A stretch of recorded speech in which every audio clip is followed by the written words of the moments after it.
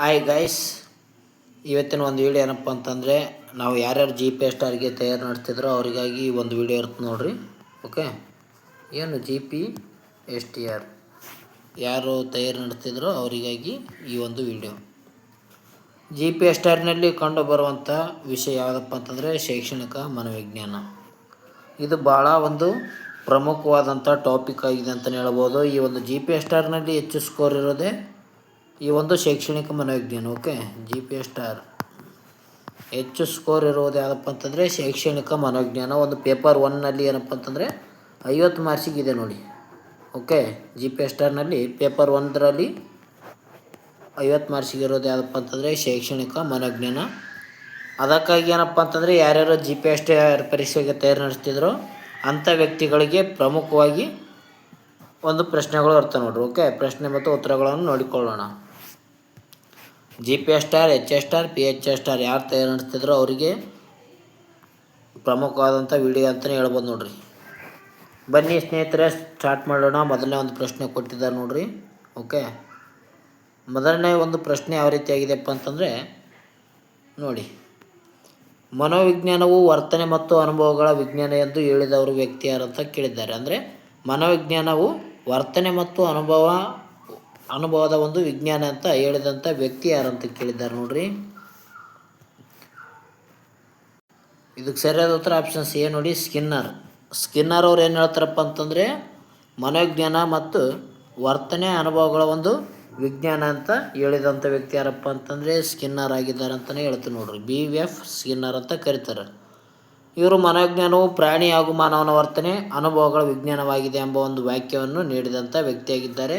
ಇವರು ವರ್ತನವಾದಕ್ಕೆ ಪ್ರಮುಖವಾದಂಥ ಕೊಡುಗೆ ನೀಡಿದಂಥ ವ್ಯಕ್ತಿ ಸ್ಕಿನ್ನರ್ ಅವರಾಗಿರ್ತಾರೆ ನೋಡ್ರಿ. ಇವರಿಗೆ ಸಂಬಂಧಿಸಿದಂಥ ವಿಷಯ ಕೂಡ ಇನ್ನು ಮುಂದಿನ ಒಂದು ಪೇಜ್ನಲ್ಲಿ ಅವರ ಒಂದು ಅಧ್ಯಯನಗಳು ಯಾವುವು, ಇವರ ಒಂದು ಕಾರ್ಯಗಳು ಯಾವುವು ಅಂತ ಪ್ರಶ್ನೆಗಳನ್ನು ಕೇಳಿದ್ದಾರೆ. ಜೊತೆಗೆ ಒಂದು ಮಾಹಿತಿಯನ್ನು ಕೂಡ ನೋಡೋಣ. ಓಕೆ, ನೆಕ್ಸ್ಟ್ ಪ್ರಶ್ನೆ ಇದೆ ನೋಡಿ, ಎರಡನೇ ಒಂದು ಪ್ರಶ್ನೆ. ಪ್ರಾಯೋಗಿಕ ಮನೋವಿಜ್ಞಾನದ ಪಿತಾಮಹ ಎಂದು ಯಾರನ್ನು ಕರೆಯುತ್ತಾರೆ? ಪ್ರಾಯೋಗಿಕ ಮನೋವಿಜ್ಞಾನದ ಪಿತಾಮಹ ಎಂದು ಯಾರನ್ನು ಕರೀತಾರೆ ಅಂತ ಕೊಟ್ಟಿದ್ದಾರೆ. ಇದಕ್ಕೆ ಸರಿಯಾದ ಉತ್ತರ ಯಾರಪ್ಪ ಅಂತಂದರೆ ಆಪ್ಷನ್ಸ್ ಬಿ ನೋಡಿ, ವಿಲ್ ಎಲ್ಮೋಟ್ ಅವರನ್ನು ಏನಪ್ಪ ಅಂತಂದರೆ ಪ್ರಾಯೋಗಿಕ ಮನೋವಿಜ್ಞಾನದ ಪಿತಾಮಹ ಎಂದು ಕರೆಯುತ್ತಾರೆ ನೋಡಿ.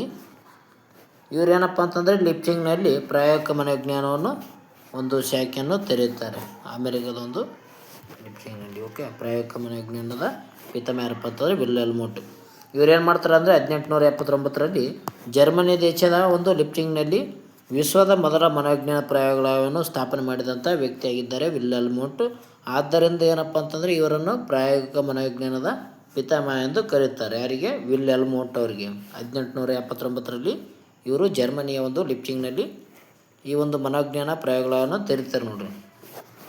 ಮೊದಲ ಬಾರಿಗೆ ಮನೋವಿಜ್ಞಾನ ಪ್ರಯೋಗಾಲಯವನ್ನು ತೆರೆದಂಥ ವ್ಯಕ್ತಿ ಯಾರಂದರೆ ವಿಲ್ ಎಲ್ಮೋಟ್ ಆಗಿದ್ದರು ನೋಡ್ರಿ.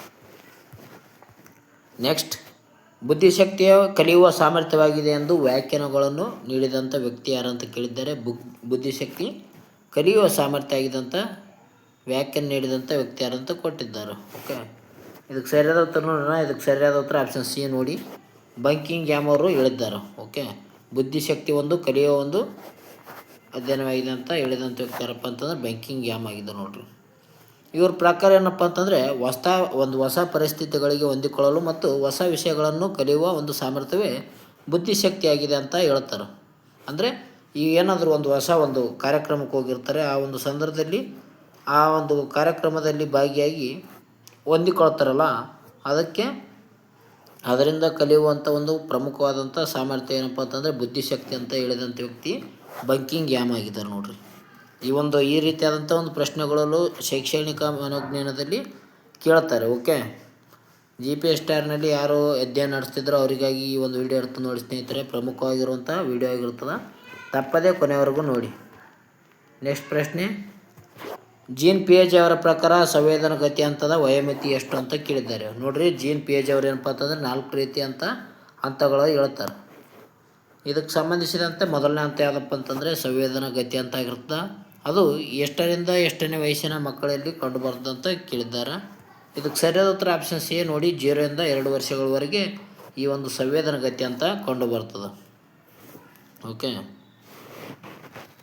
ಯಾವುದು 0ರಿಂದ 2 ವರ್ಷದವರೆಗೆ ಇರುತ್ತೆ ನೋಡ್ರಿ. 0ರಿಂದ 2 ವರ್ಷವರೆಗೆ ಸಂವೇದನಗತಿ ಅಂತ ಕಂಡು ಬರ್ತದೆ. ಓಕೆ, ಜೀರ್ ಪೇಜ್ ಅವರು ಅರಿವಿನ ವಿಕಾಸ ಸಿದ್ಧಾಂತದಲ್ಲಿ ಮೊದಲ ಹಂತವಾಗಿರುವಂಥ 0ರಿಂದ 2 ಅಂದರೆ ಜನನದಿಂದ 2 ವರ್ಷಗಳಷ್ಟು ಸಂವೇದನಗತಿ ಹಂತವಾಗಿದೆ ಅಂತಲೇ ಹೇಳ್ಬೋದು. ಸಂವೇದನಗತಿ 4 ರೀತಿಯಾದಂಥ ಹಂತಗಳು ಕಂಡು ಬರ್ತವೆ. ಅದರಲ್ಲಿ ಮೊದಲನೇ ಹಂತ ಯಾವುದಪ್ಪ ಅಂತಂದರೆ ಸಂವೇದನಗತಿ ಅಂತ ಹೇಳ್ಬೋದು. ಇಲ್ಲಿ ಏನು ಮಾಡುತ್ತಂದರೆ ಮಗು ಏನು ಮಾಡುತ್ತಂದರೆ ಇಂದ್ರಿಯಗಳ ಮೂಲಕ ಕಲಿಯುತ್ತದೆ. ಈ ಒಂದು ಸಂವೇದನಗತಿ ಹಂತದಲ್ಲಿ ಮಗು ಏನಪ್ಪ ಅಂತಂದರೆ ಇಂದ್ರಿಯಗಳ ಮೂಲಕ ಕಲಿಕೆಯನ್ನು ಉಂಟು ಮಾಡಿಕೊಳ್ಳುತ್ತದೆ ಅಂತ ಹೇಳ್ಬೋದು ನೋಡ್ರಿ. ಅದೇ ರೀತಿಯಾಗಿ ಜೀನ್ ಪೇಜಲ್ಲಿ 4 ಹಂತಗಳು ಕಂಡು ಬರ್ತವೆ ನೋಡ್ರಿ. ಓಕೆ, ಮುಂದೆ ಬರುವಂಥ ಒಂದು ಸ್ಲೈಡ್ನಲ್ಲಿ ಅವರ ಹಂತಗಳು ಕೂಡ ನೋಡ್ಬೋದು ನಾವು. ಶಾಸ್ತ್ರೀಯ ಅನುಬಂಧನ ಸಿದ್ಧಾಂತವನ್ನು ಪ್ರತಿಪಾದಿಸಿದವರು ಯಾರು ಅಂತ ಕೇಳಿದ್ದಾರೆ. ಶಾಸ್ತ್ರೀಯ ಅನುಬಂಧದ ಸಿದ್ಧಾಂತವನ್ನು ಪ್ರತಿಪಾದಿಸಿದಂಥ ವ್ಯಕ್ತಿ ಯಾರು ಅಂತ ಕೇಳಿದ್ದಾರೆ.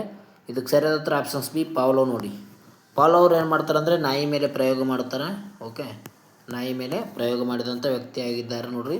ಶಾಸ್ತ್ರೀಯ ಅನುಬಂಧ ಕಲಿಕೆಯನ್ನು ಉಂಟು ಮಾಡಿಕೊಳ್ತದೆ ಆ ಒಂದು ನಾಯಿ. ಆ ಒಂದು ನಾಯಿ ಏನಪ್ಪ ಅಂತಂದರೆ ಜೊಲ್ಲು ಸರಿಸುವುದರಿಂದ, ಗಂಟೆ ಬಡಿಯೋದರಿಂದ ಈ ರೀತಿಯಾದಂಥ ಒಂದು ಕಲಿಕೆಯನ್ನು ಕಲಿತದೆ ಅಂತ ಹೇಳ್ಬೋದು ನಾಯಿ. ಇದನ್ನು ಒಂದು ಶಾಸ್ತ್ರೀಯ ಅನುಬಂಧ ಕಲಿಕೆ ಅಂತ ಕರೀತಾರೆ. ಇದಕ್ಕೆ ಯಾವುದು ಪಾವ್ಲೋ ಅವರು ಪ್ರತಿಪಾದನೆ ಮಾಡ್ತಾರೆ. ಇದರಲ್ಲಿ ನಾಯಿ ಮೇಲೆ ಪ್ರಯೋಗ ಮಾಡ್ತಾರೆ.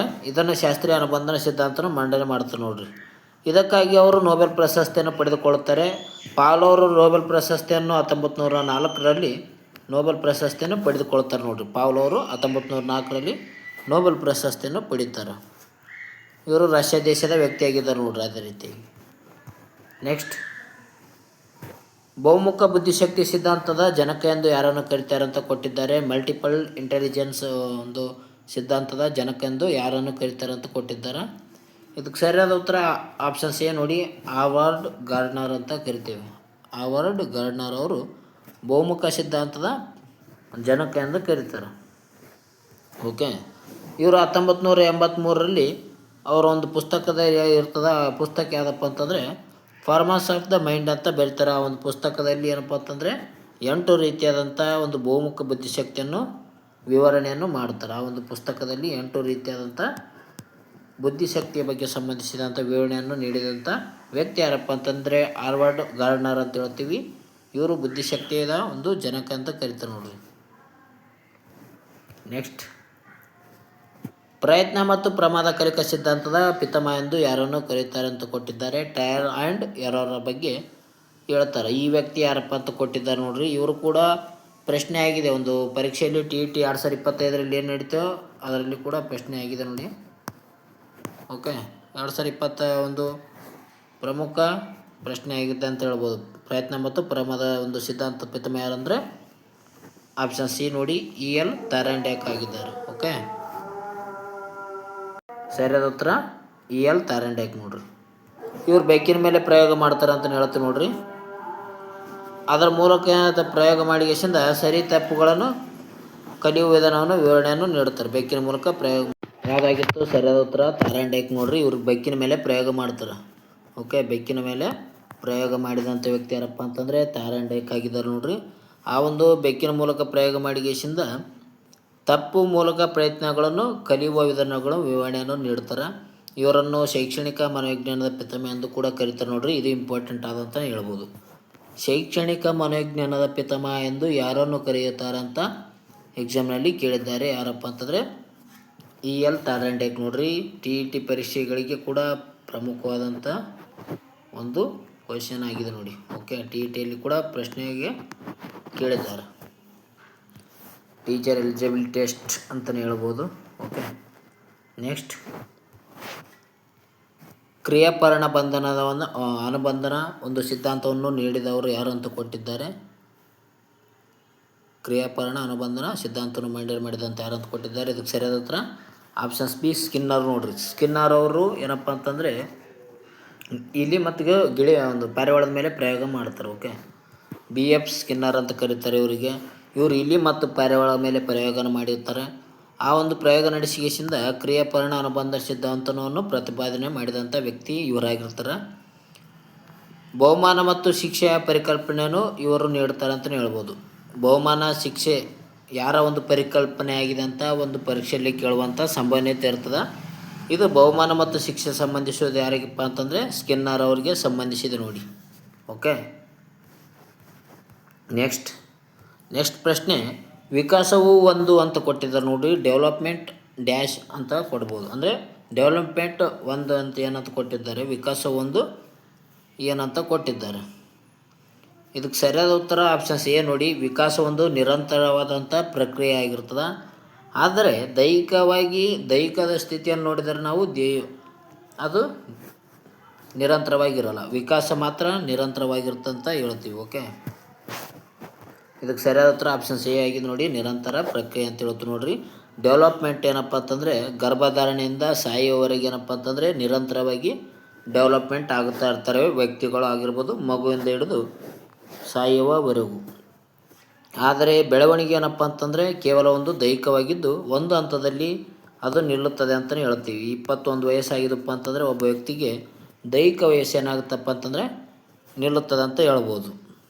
ಆದರೆ ವಿಕಾಸ ಮಾತ್ರ ಪ್ರತಿದಿನ ನಿರಂತರವಾಗಿ ವಿಕಾಸ ಆಗುತ್ತಿರ್ತದೆ. ಅದಕ್ಕಾಗಿ ವಿಕಾಸ ಒಂದು ಏನಾಗಿದೆ, ನಿರಂತರ ಪ್ರಕ್ರಿಯೆ ಅಂತ ಕರೆಯುತ್ತೇವೆ. ನೆಕ್ಸ್ಟ್ ಪ್ರಶ್ನೆ, ಮಕ್ಕಳು ಖಾಲಿ ಹಾಳೆ ಎಂದು ಕರೆದವರು ಯಾರಂತ ಕೊಟ್ಟಿದ್ದಾರೆ. ಏನೋ ಪ್ರಶ್ನೆ ಏನಾಗಿದೆ ಅಂದರೆ ಮಕ್ಕಳು ಖಾಲಿ ಹಾಳೆ ಎಂದು ಕರೆದವರು ಯಾರಂತ ಕೊಟ್ಟಿದ್ದಾರೆ. ಇದಕ್ಕೆ ಸರಿಯಾದ ಉತ್ತರ ಜಾನ್ ಲಾಕ್ ನೋಡಿ. ಆಪ್ಷನ್ಸ್ ಎ ಸರಿಯಾದ ಉತ್ತರ ಆಗಿದೆ. ಇವ್ರು ಏನು ಹೇಳ್ತಾರಪ್ಪ ಅಂತಂದ್ರೆ ಜಾನ್ ಲಾಕ್ ಅವರು ಮಕ್ಕಳು ಏನಪ್ಪ ಅಂತಂದರೆ ಖಾಲಿ ಹಾಳೆ ಇದ್ದಾಗೆ ಮೊದಲು ಹುಟ್ಟಿದ ಮಗು ಯಾವ ರೀತಿಯಾದಂಥ ಒಂದು ಭಾಷೆ ಆಗಿರಲಿ, ಆಲೋಚನೆ ಆಗಿರಲಿ ಅದಕ್ಕೆ ಗೊತ್ತಿರೋದಿಲ್ಲ. ಅದು ಏನಪ್ಪ ಅಂತಂದರೆ ಬೆಳೆಯುವ ಒಂದು ದಿನಗಳಲ್ಲಿ ಅನುಭವದ ಮೂಲಕ ಕಲಿಕೆ ಉಂಟಾಗುತ್ತೆ ಅಂತ ಹೇಳ್ಬೋದು. ಈ ರೀತಿಯಾಗಿ ಹೇಳ್ತಾರೆ. ಖಾಲಿ ಹಾಳೆ ಇರ್ತದೆ ಮೊದಲು, ನಂತರ ದಿನಗಳಲ್ಲಿ ಆ ಮಗು ಎಲ್ಲ ಒಂದು ವಿಷಯಗಳನ್ನು ತಿಳಿದುಕೊಳ್ಳುತ್ತದೆ ಅಂತ ಹೇಳ್ತಾರೆ ಜಾನ್ ಲಾಕ್ ಅವರು. ಓಕೆ, ಹುಟ್ಟುವಾಗ ಮಗುವಿನ ಮನಸ್ಸು ಟ್ಯಾಬುಲಾ ರಾಸ ಅಥವಾ ಒಂದು ಖಾಲಿ ಹಾಳೆ ಅಂತ ಇರುತ್ತದೆ ಅಂತ ಹೇಳ್ತಾರೆ. ನಂತರ ಅನುಭವಗಳ ಆಧಾರ ಮೇಲೆ ಜ್ಞಾನವನ್ನು ಬರುತ್ತೆ ಅಂತ ಹೇಳ್ತಾರೆ. ಓಕೆ, ಅದರ ಮೇಲೆ ಒಂದು ಮಗುವಿನ ಮೇಲೆ ಅನುಭವ ಆದ ಮೇಲೆ ಜ್ಞಾನ ಬರುತ್ತದೆ ಅಂತ ಹೇಳಿದಂಥ ವ್ಯಕ್ತಿ ಯಾರಪ್ಪ ಅಂತಂದರೆ ಜಾನ್ ಲಾಕ್ ನೋಡ್ರಿ. ಓಕೆ, ನೆಕ್ಸ್ಟ್ ಪ್ರಶ್ನೆ ಕೂಡ ಪ್ರಮುಖ ಇಂಪಾರ್ಟೆಂಟ್ ಆದಂಥ ಪ್ರಶ್ನೆ ಆಗಿದೆ. ಓಕೆ, ಒಳನೋಟ ಕಲಿಕೆ ಸಿದ್ಧಾಂತವನ್ನು ಮಂಡಿಸಿದವರು ಯಾರು ಅಂತ ಕೊಟ್ಟಿದ್ದಾರೆ. ಒಳನೋಟ ಕಲಿಕೆ ಸಿದ್ಧಾಂತ, ಇನ್ಸೈಡ್ ಲರ್ನಿಂಗ್ ಅಂತ ಹೇಳ್ತೀವಿ ನಾವು.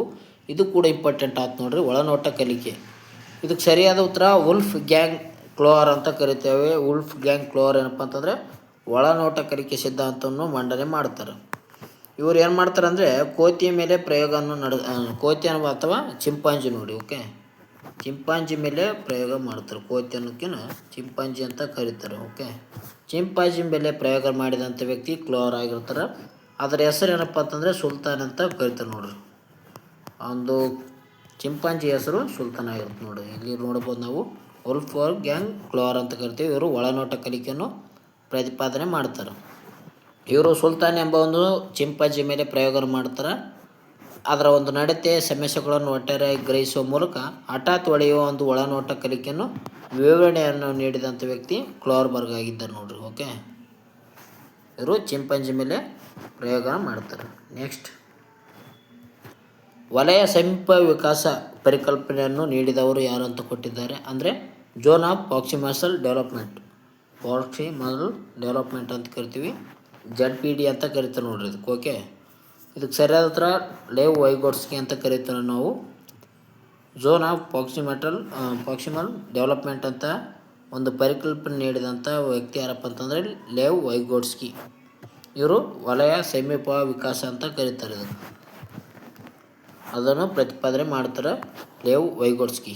ಓಕೆ, ಇವರು ರಷ್ಯಾ ದೇಶದ ಒಂದು ಮನೋಜ್ಞಾನಿ ಆಗಿರ್ತಾರೆ. ಇವರು ZPD ಪರಿಕಲ್ಪನೆಯನ್ನು ನೀಡ್ತಾರೆ ಅಂತಲೇ ಹೇಳ್ತೀವಿ. ಇದೇನಪ್ಪ ಅಂತಂದರೆ ಮಗು ಸ್ವಂತ ಕಲಿಕೆ ಆಗೋದಕ್ಕೂ ಮತ್ತು ಮಾರ್ಗದರ್ಶನದೊಂದಿಗೆ ಕಲಿಕೆ ಆಗೋದಕ್ಕೂ ಇರುವಂಥ ವ್ಯತ್ಯಾಸವನ್ನು ತಿಳಿಸ್ತದೆ. ZPD ಏನು ಹೇಳ್ತಪ್ಪ ಅಂತಂದರೆ ಮಗು ತನ್ನನ್ನು ತಾನು ಸ್ವಂತ ಕಲಿಯುವುದಕ್ಕೂ ಮತ್ತು ಶಿಕ್ಷಕನಿಂದ ಕಲಿಕೆಯನ್ನು ಉಂಟು ಮಾಡಿದುಕೊಳ್ಳೋ ಇರುವಂಥ ವ್ಯತ್ಯಾಸದ ಬಗ್ಗೆ ತಿಳಿಸ್ತದೆ ಅಂತ ಹೇಳ್ತೀವಿ ನಾವು. ಓಕೆ, ಅಂದರೆ ಸೆಲ್ಫ್ ಸ್ಟಡಿ ಮಾಡಿಗೇಶಿಂದ ಯಾವ ರೀತಿಯಾಗಿ ಮಗು ಕಲಿತದ, ಅದೇ ಬೇರೆ ರೀತಿಯಾದಂಥ ಶಿಕ್ಷಕನಿಂದ ಯಾವ ರೀತಿಯಾಗಿ ಕಲಿತದ ಅದರಲ್ಲಿರುವಂಥ ವ್ಯತ್ಯಾಸಗಳನ್ನು ಹೇಳ್ತದೆ. ಓಕೆ, ಶಿಕ್ಷಕ ಮತ್ತು ಸೆಲ್ಫ್ ಸ್ಟಡಿ, ತನ್ನನ್ನು ತಾನು ಸ್ವ ಇಚ್ಛೆಯಿಂದ ಕಲಿಯೋದ್ರ ಬಗ್ಗೆ ವ್ಯತ್ಯಾಸವನ್ನು ಹೇಳೋದು ಯಾವುದಪ್ಪ ಅಂತಂದರೆ ಸಮೀಪ ವಲಯ ಆಗಿದೆ ನೋಡಿ, ZPD ಅಂತ ಹೇಳ್ತೀವಿ. ಇದನ್ನು ಪ್ರತಿಪಾದನೆ ಮಾಡಿದಂಥ ವ್ಯಕ್ತಿ ಲೇವ್ ವೈಗೊಟ್ಸ್ಕಿ ಆಗಿದ್ದಾರೆ. ಇವರು ರಷ್ಯಾ ದೇಶದ ವ್ಯಕ್ತಿಯಾಗಿದ್ದಾರೆ ನೋಡ್ರಿ. ನೆಕ್ಸ್ಟ್, ಸಾಮಾಜಿಕ ಕಲಿಕಾ ಸಿದ್ಧಾಂತವನ್ನು ರೂಪಿಸಿದವರು ಯಾರಂತ ಕೊಟ್ಟಿದ್ದಾರೆ. ಸೋಷಿಯಲ್ ಲರ್ನಿಂಗ್ ಥಿಯರಿ ರೂಪಿಸಿದಂಥ ವ್ಯಕ್ತಿ ಸಾಮಾಜಿಕ ಕಲಿಕಾ ಸಿದ್ಧಾಂತ. ಇದಕ್ಕೆ ಸರಿಯಾದ ಉತ್ತರ ಆಲ್ಫ್ರೆಡ್ ಬಂಡೂರ್ ನೋಡಿ. ಬಂಡೂರ್ ಅವ್ರು ಏನು ಮಾಡ್ತಾರೆ ಅಂದರೆ ಸಾಮಾಜಿಕ ಕಲಿಕಾ ಸಿದ್ಧಾಂತವನ್ನು ಪ್ರತಿಪಾದನೆ ಮಾಡುತ್ತಾರೆ. ಆಲ್ಫ್ರೆಡ್ ಬಂಡೂರ್ ಅಂತ ಹೇಳ್ತೀವಿ. ಆಲ್ಫ್ರೆಡ್ ಬಂಡೂರ್ ಅವರು ಏನಪ್ಪ ಅಂತಂದರೆ ಬೋಬೋ ಗೊಂಬೆಯ ಮೇಲೆ ಪ್ರಯೋಗ ಮಾಡಿ ಮಕ್ಕಳು ಇತರರ ವರ್ತನೆಯನ್ನು ವೀಕ್ಷಿಸುವ ಮತ್ತು ಅನುಕರಿಸುವ ಮೂಲಕ ಕಲಿಯುತ್ತಾರೆ ಎಂದು ನಿರೂಪಣೆಯನ್ನು ಮಾಡುತ್ತಾರೆ. ಬೋಬೋ ಡಾಲ್ ಮೇಲೆ ಏನಪ್ಪ ಅಂತಂದರೆ ಪ್ರಯೋಗ ಮಾಡ್ತಾರೆ ಆಲ್ಫ್ರೆಡ್ ಬಂಡೂರ್ ಅವರು. ಸಾಮಾಜಿಕ ಕಲಿಕಾ ಸಿದ್ಧಾಂತವನ್ನು ಪ್ರತಿಪಾದನೆ ಮಾಡಿದಂಥ ವ್ಯಕ್ತಿ ಆಲ್ಫ್ರೆಡ್ ಬಂಡೂರ್ ಆಗಿದ್ದಾರೆ ನೋಡ್ರಿ. ಇವರೇನಪ್ಪ ಅಂತಂದರೆ ಚಿಕ್ಕ ಮಕ್ಕಳ ಮೇಲೆ ಒಂದು ಗೊಂಬೆಯನ್ನು ಕೊಟ್ಟಿಗೆಸಿಂದ ಅದರಿಂದ ಆಗುವಂಥ ವರ್ತನೆ ಮತ್ತು ಅನುಕರಣೆಯನ್ನು ಮೂಲಕ ಕಲಿಯುವಂಥ ವಿಷಯಗಳನ್ನು ನಿರೂಪಿಸುತ್ತಾರೆ ಯಾರು, ಆಲ್ಫ್ರೆಡ್ ಬಂಡೂರ್ ಅವರು. ನೆಕ್ಸ್ಟ್ ಪ್ರಶ್ನೆ ಹೋಗೋಣ. ಮಗುವಿನ ನೈತಿಕ ವಿಕಾಸ ಸಿದ್ಧಾಂತವನ್ನು ಯಾರು ಮಂಡಿಸಿದ್ದಾರೆ ಅಂತ ಕೊಟ್ಟಿದ್ದಾರೆ. ಮಾರಲ್ ಡೆವಲಪ್ಮೆಂಟ್ ಕೇಳಿದ್ದಾರೆ ನೋಡ್ರಿ. ಇದಕ್ಕೆ ಸರಿಯಾದ ಉತ್ತರ ಲಾರೆನ್ಸ್ ಕ್ಲೋರ್ಬರ್ಗ್ ಅಂತ ಹೇಳ್ತೀವಿ ನೋಡ್ರಿ. ಲಾರೆನ್ಸ್ ಕ್ಲೋರ್ಬರ್ಗ್ ಏನಪ್ಪ ಅಂತಂದರೆ ಮಗುವಿನ ಒಂದು ನೈತಿಕ ವಿಕಾಸದ ಬಗ್ಗೆ ಸಿದ್ಧಾಂತವನ್ನು ಮಂಡನೆ ಮಾಡ್ತಾರೆ. ಓಕೆ, ಲಾರೆನ್ಸ್ ಕ್ಲೋರ್ಬರ್ಗ್ ಅಂತ ಕರೀತೀವಿ ನೋಡ್ರಿ. ಇವರು ನೈತಿಕ ವಿಕಾಸದಲ್ಲಿ 3 ಪ್ರಮುಖ ಒಂದು ಹಂತಗಳನ್ನು ಹೇಳ್ತಾರೆ. 3 ಹಂತಗಳನ್ನು ಹೇಳ್ತಾರೆ. ಅದರಲ್ಲಿ 6 ಉಪ ಹಂತಗಳನ್ನು ಹೇಳ್ತಾರೆ ಅಂತ ಹೇಳ್ತೀವಿ. ಉಪ ಹಂತ 3 ಹಂತಗಳಲ್ಲಿ 6 ಎರಡೆರಡಾಗಿ ಒಂದರಲ್ಲಿ ಎರಡಾಗಿ ಈ ರೀತಿಯಾದಂಥ 3 ಹಂತಗಳಲ್ಲಿ 6 ಉಪ ಹಂತಗಳನ್ನು ಹೇಳ್ತಾರೆ ಯಾರಪ್ಪ ಅಂತಂದ್ರೆ ಲಾರೆನ್ಸ್ ಕ್ಲೋರ್ಬರ್ಗ್. ಅದೇ ರೀತಿಯಾಗಿ ಪಿಯಾಜೆ ಅವರು ಕೂಡ ಏನಪ್ಪ ಅಂತಂದರೆ ನೈತಿಕ ವಿಕಾಸದ ಬಗ್ಗೆ ಒಂದು ತಿಳಿಸಿದ್ದಾರೆ ಅಂತ ಹೇಳ್ಬೋದು. ಅವರುಗಳು ಕೂಡ 2 ರೀತಿಯಾದಂಥ ನೈತಿಕ ವಿಕಾಸದ ಬಗ್ಗೆ ತಿಳಿಸ್ತಾರೆ ನೋಡ್ರಿ. ಆದರೆ ಏನಪ್ಪ ಅಂತಂದರೆ ಈ ಒಂದು ಪಿಯಾಜೆ ಅವ್ರಿಗಿನ್ನ ಕ್ಲೋರ್ಬರ್ಗ್ ಏನಪ್ಪ ಅಂತಂದರೆ ಹೆಚ್ಚು ಒಂದು ಪ್ರಸಿದ್ಧಿಯನ್ನು ಪಡೆದುಕೊಂಡಿರ್ತಾರೆ. ಅದಕ್ಕಾಗಿ ಅವರ ಒಂದು 6 ಏನೋ ಒಂದು ನೈತಿಕ ವಿಕಾಸ ಇದೆ, ಅದರ ಬಗ್ಗೆ ತಿಳಿದುಕೊಳ್ಳಬೇಕಾಗ್ತದೆ. ನೆಕ್ಸ್ಟ್, ಬುದ್ಧಿಲಬ್ಧ ಪರಿಕಲ್ಪನೆಯನ್ನು ಮೊದಲು ಪರಿಚಯಿಸಿದವರು ಯಾರಂತ ಕೊಟ್ಟಿದ್ದಾರೆ ನೋಡ್ರಿ. ಇಂಟೆಲಿಜೆನ್ಸ್ ಕ್ವಾಂಟ್ ಅಂತ ಹೇಳ್ಬೋದು. ಓಕೆ, ಇದಕ್ಕೆ ಸರಿಯಾದ ಉತ್ತರ ವಿಲಿಯಂ ಸ್ಟರ್ನ್ ಅಂತ ನಾವು ಹೇಳ್ತೀವಿ ನೋಡ್ರಿ. ಬುದ್ಧಿಶಕ್ತಿ ಪರಿಕಲ್ಪನೆಯನ್ನು ಮಂಡಿಸಿದ ವ್ಯಕ್ತಿ ವಿಲಿಯಂ ಸ್ಟರ್ನ್ ಆಗಿದೆ ನೋಡ್ರಿ. ಇವರು ಜರ್ಮನಿಯ ಒಂದು ಮನೋವಿಜ್ಞಾನ ಆಗಿರ್ತಾರೆ. ವಿಲಿಯಂ ಸ್ಟರ್ನ್ ಏನಪ್ಪ ಅಂತಂದರೆ 1912 ಏನು ಮಾಡ್ತಾರೆ ಅಂದರೆ ಬುದ್ಧಿಶಕ್ತಿ IQ ಲೆವೆಲನ್ನು ಕಂಡುಹಿಡಿತಾರೆ. IQ ಲೆವೆಲನ್ನು ಕಂಡುಹಿಡಿದಂಥ ವ್ಯಕ್ತಿ ಯಾರಪ್ಪ ಅಂತಂದರೆ ವಿಲಿಯಂ ಸ್ಟರ್ನ್ ಆಗಿದೆ. ಅದೇ ರೀತಿಯಾಗಿ ಮಾನಸಿಕ ವಯಸ್ಸನ್ನು ಯಾರಪ್ಪ ಅಂತಂದರೆ ಆಲ್ಫ್ರೆಡ್ ಬಿನೆಟ್ ಅವ್ರು ಏನು ಮಾಡ್ತಾರೆ ಅಂದರೆ ಪರಿಚಯನ ಮಾಡುತ್ತಾನೆ. ಅದೇ ರೀತಿಯಾಗಿ IQ ಸೂತ್ರವನ್ನು ಟರ್ಮನ್ ಅವರು ಪರಿಷ್ಕರಣೆ ಮಾಡ್ತಾರೆ ಅಂತ ಹೇಳ್ಬೋದು. IQ ಸೂತ್ರ ಇದೆ ನೋಡಿ. ಓಕೆ, ನೆಕ್ಸ್ಟ್ ಪ್ರಶ್ನೆ ಹೋಗೋಣ. ನೆಕ್ಸ್ಟ್ ಪ್ರಶ್ನೆ, ಕಿಂಡರ್ ಗಾರ್ಡನ್ ಪದ್ಧತಿಯನ್ನು ಆರಂಭಿಸಿದವರು ಯಾರಂತ ಕೊಟ್ಟಿದ್ದಾರೆ. ಕಿಂಡರ್ ಗಾರ್ಡನ್ ಪದ್ಧತಿಯನ್ನು ಆರಂಭಿಸಿದಂಥ ವ್ಯಕ್ತಿ ಯಾರಂತ ಕೊಟ್ಟಿದ್ದಾರೆ ನೋಡ್ರಿ. ಇದಕ್ಕೆ ಸರಿಯಾದ ಉತ್ತರ ಆಪ್ಷನ್ ಸಿ ನೋಡಿ, ಫ್ರೆಡ್ರಿಕ್ ಪ್ರೋಬೆಲ್ ಅಂತ ಕರಿತೀವಿ ನಾವು. ಇವರು ಕಿಂಡರ್ ಗಾರ್ಡನ್ ಪದ್ಧತಿಯನ್ನು ಆರಂಭನೆ ಮಾಡುತ್ತಾರೆ. ಇವರು ಜರ್ಮನಿ ದೇಶದಾಗಿರುವಂಥ ಶಿಕ್ಷಣ ತಜ್ಞ ಆಗಿರುವಂಥ ಫ್ರೆಡ್ರಿಕ್ ಪ್ರೋಬೆಲ್ ಏನು ಮಾಡ್ತಾರೆ ಅಂದರೆ ಮಕ್ಕಳ ತೋಟ ಅಥವಾ ಕಿಂಡರ್ ಗಾರ್ಡನ್ ವಿಧಾನವನ್ನು ಪ್ರಾರಂಭವನ್ನು ಮಾಡ್ತಾರೆ. ಇವರು ಮಕ್ಕಳ ತೋಟ ಅಂತ ಕರಿತಾರೆ ನೋಡ್ರಿ, ಅಥವಾ ಕಿಂಡರ್ ಗಾರ್ಡನ್ ಪದ್ಧತಿ ವಿಧಾನವನ್ನು ಪ್ರಾರಂಭಿಸಿದ ವ್ಯಕ್ತಿ ಫ್ರೆಡ್ರಿಕ್ ಪ್ರೋಬೆಲ್ ಆಗಿದ್ದಾರೆ ನೋಡ್ರಿ. ಆಟ ಮತ್ತು ಚಟುವಟಿಕೆಗಳ ಪ್ರಾಮುಖ್ಯತೆ ಬಗ್ಗೆ ವಿವರಣೆಯನ್ನು ನೀಡುತ್ತಾರೆ ಫ್ರೆಡ್ರಿಕ್ ಪ್ರೋಬೆಲ್ ಅವರು. ನೆಕ್ಸ್ಟ್ ಹೋಗೋಣ. ನೆಕ್ಸ್ಟ್ ಸಂಬಂಧಿಸಿದ್ದು ಕಲಿಕೆಗೆ ಒಂದು ಸಂಬಂಧಿಸಿದಂಥ ಒಂದು ಪ್ರಶ್ನೆ ಆಗಿದೆ ನೋಡಿ. ಸರಿಯಾದ ಉತ್ತರ ನಿಂದ್ರಿ. ಪ್ರಶ್ನೆ ಏನಾಗಿದೆಪ್ಪ ಕ್ವಶನ್ ಏನಾಗಿದೆಪ್ಪ ಅಂತಂದರೆ ಡಿಸ್ಲೆಕ್ಸಿಯಾ ಎಂದರೆ ಏನಂತ ಕೊಟ್ಟಿದ್ದಾರೆ. ಡಿಸ್ಲೆಕ್ಸಿಯಾ ಅಂದರೆ ಇದು ಕಲಿಕೆಗೆ ಸಂಬಂಧಿಸಿದಂಥ ಒಂದು ಪ್ರಶ್ನೆ. ಡಿಸ್ಲೆಕ್ಸಿಯಾ ಅಂದರೆ ಏನಂತ ಕೊಟ್ಟಿದ್ದಾರೆ ನೋಡ್ರಿ. ಇದಕ್ಕೆ ಸರಿಯಾದ ಉತ್ತರ ಆಪ್ಷನ್ ಸಿ ನೋಡಿ, ಓದುವಿಕೆಯಲ್ಲಿ ದೋಷ. ಓದುವಿಕೆಯಲ್ಲಿ ದೋಷ ಏನಪ್ಪ ಅಂತಂದರೆ ಡಿಸ್ಲೆಕ್ಸಿಯಾ ಅಂತ ಕರೀತಾರೆ. ಇದು ಎಲ್ಲ ಒಂದು ಪರೀಕ್ಷೆಗಳಲ್ಲಿ ಬರ್ತದೆ ನೋಡ್ರಿ. ಓದುವಿನಲ್ಲಿ ಏನಪ್ಪ ಅಂತಂದ್ರೆ ದೋಷ ಉಂಟಾದರೆ ಡಿಸ್ಲೆಕ್ಸಿಯಾ ಅಂತ ಕರೀತಾರೆ. ಡಿಸ್ಗ್ರಾಫಿ ಅಂದರೆ ಬರೆಯುವಿಕೆಯಲ್ಲಿ ಸಂಬಂಧಿಸಿರುತ್ತೆ ನೋಡ್ರಿ. ಡಿಸ್ಗ್ರಾಫಿಯಾ. ಓಕೆ, ಡಿಸ್ಗ್ರಾಫಿಯಾ ಅಂದರೆ ಏನಪ್ಪ ಅಂತಂದರೆ ಬರೆಯುವಿಕೆ, ಬರವಣಿಗೆಗೆ ಸಂಬಂಧಿಸಿದ ನೋಡಿ. ಬರೆಯುವಿಕೆಗೆ ಸಂಬಂಧಿಸಿದಂತ ಹೇಳ್ತೀವಿ ಡಿಸ್ಗ್ರಾಫಿಯಾ. ಓಕೆ, ಆದರೆ ಓದಿನಲ್ಲಿ ಯಾವುದಪ್ಪ ಅಂತಂದರೆ ಓದೋದು ಯಾವುದಕ್ಕೆ ಲೆಕ್ಸಿ ಅಂತ ಕರೀತಾರೆ.